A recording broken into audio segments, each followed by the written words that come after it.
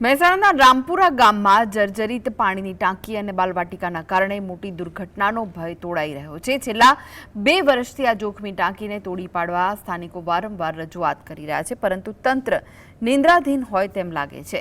ટાંકી આસપાસ લોકોની સતત અવરજવર અને પશુ બાંધેલા હોવાથી જો આ બાંધકામ અચાનક ધસી પડે તો મોટી જાનહાનિ થઈ શકે છે, ત્યારે આ જોખમી ટાંકી ઉતારી લેવાની માંગ ઉગ્ર થઈ છે।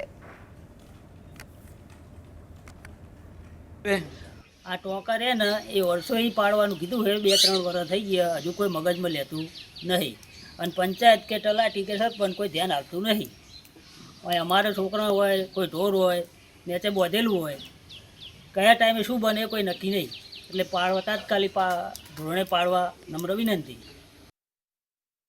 બોર જર્જરિત ટાંકું છે એટલે ગમે ત્યારે પડવાની શક્યતા છે। અહીં ખેડૂતો બધા રહે છે અને ઢોરો ઢોખે છે, બાળકો છે, બાજુમાં બાલ મંદિર છે, ગમે ત્યારે જોખમ રહે એનો તાત્કાલિક પાડવાનો નિર્ણય લાવે અને